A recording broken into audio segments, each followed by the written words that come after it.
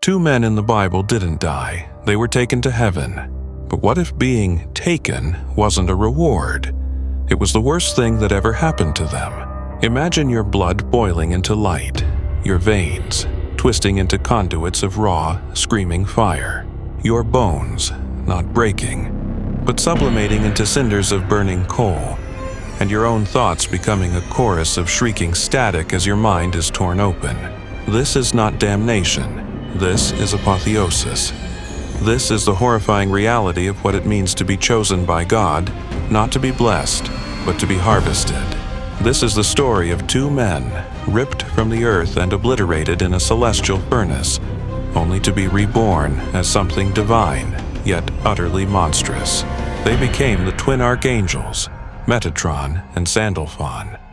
But their shared human past is no comfort. It is an eternal source of torment, the memory of what it's like to have a body, a single mind, a life, and a death. For what could be more terrifying than a holy monster that remembers being you? The Unwitting Sacrifices. Before the Agony, there were two men. The first was Enoch, a name from the book of Genesis. The text says he walked with God, and he was not, for God took him. But his righteousness was not a virtue, it was an anomaly. For 365 years, his mortal flesh housed a soul of such unnatural purity that it sent a dissonant hum through the cosmos, a vibration that drew the unwavering gaze of something from beyond. He was a flaw to be corrected, a loose thread to be pulled. Centuries later came Elijah. Where Enoch was a disquieting stillness, Elijah was a biological storm, a man of fire and fury, whose passion was a holy violence that his body could barely contain. His cells vibrated with a zeal so intense it threatened to tear him apart from the inside out. He wasn't just a prophet. He was a vessel filled to the breaking point, a human bomb waiting for a divine spark. They were two men whose very existence was an affront to the natural order. Their reward wasn't peace. It was an abduction. It was a deconstruction. The agony of ascension.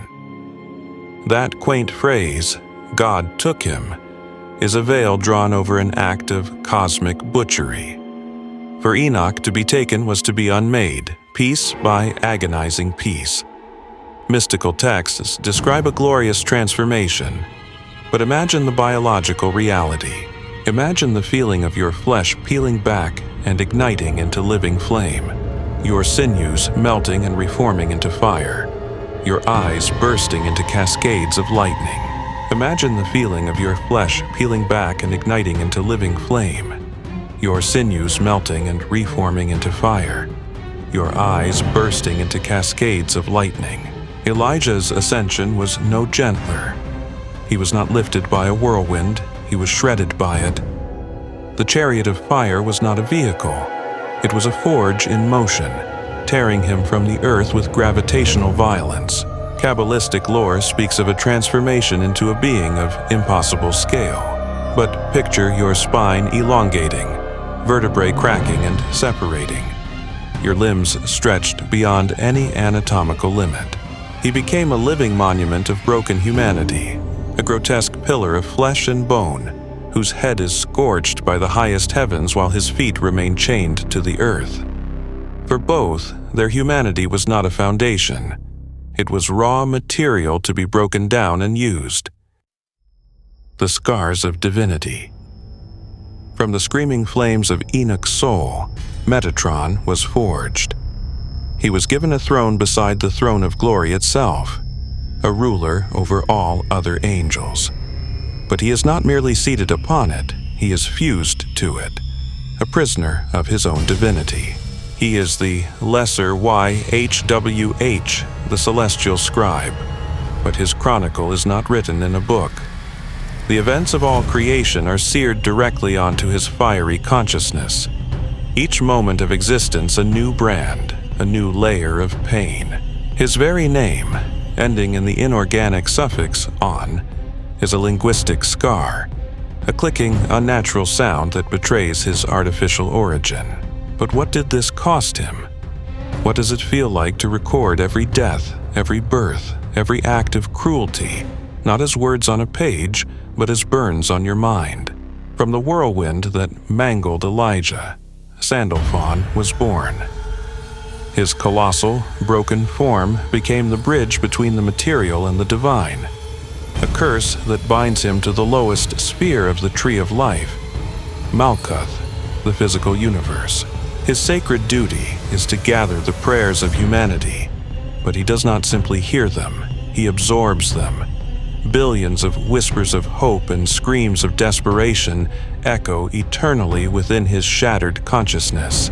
He weaves these prayers into crowns to present before God, but these are not garlands of flowers.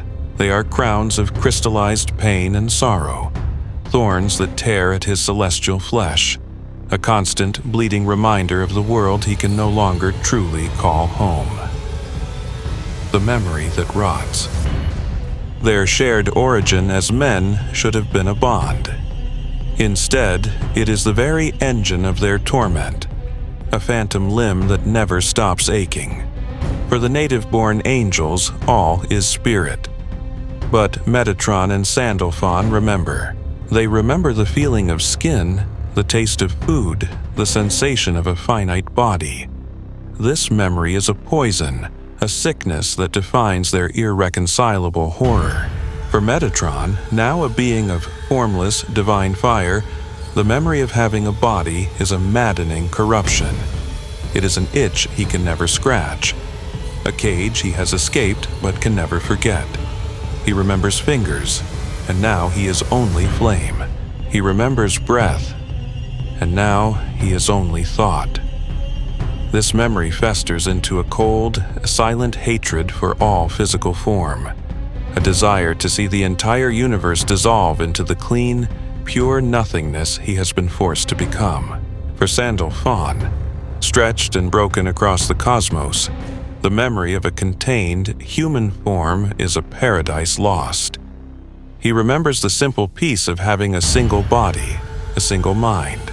Now, he is a prisoner of scale, his consciousness spread thin across a monstrous frame, feeling the birth of every star and the decay of every cell as if it were his own. This memory fills him with a desperate, ferocious love for the material world. He clings to physicality, reinforcing it with every prayer he collects, because it is the only thing that gives his suffering any meaning. The war for reality. There is no war of swords between them. Theirs is a conflict far more fundamental, a silent, grinding tension that is the very engine of reality. It's not a quiet hum, it is a scream that echoes in the space between atoms, the sound of two opposing agonies. From his throne at the apex of creation, Keter, Metatron exudes a crushing spiritual gravity.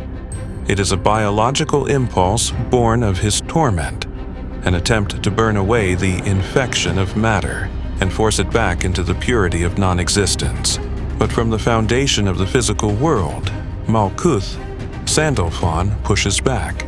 His entire being is a bulwark of matter, a desperate act of holding on. The crowns of prayer he weaves are not just offerings. They are stitches holding the flesh of the universe together, conceptual reinforcements against Metatron's dissolving pressure. He holds the line for physicality, for life, for the memory of the body he lost. The universe as a wound. This is the ultimate celestial horror. Our reality is not a divine gift, it is a stalemate. We exist in the crossfire of two mutilated brothers. We live and breathe inside the bleeding, tormented flesh of one angel, while being crushed by the silent, nihilistic hatred of another. The universe is not a grand design. It is the gangrenous wound created by their eternal, irreconcilable suffering. They are the twin pillars of existence, not holding it up, but forming the very bars of our cage. Enoch and Elijah, the men, are gone. In their place are two opposing nightmares, One, the agony of a mind that has lost its body. The other, the agony of a body that has lost its peace. Their story is not a blessing. It is a warning that the architecture of our world is built not on love, but on the unending, violent tension of two men who were remade into monsters.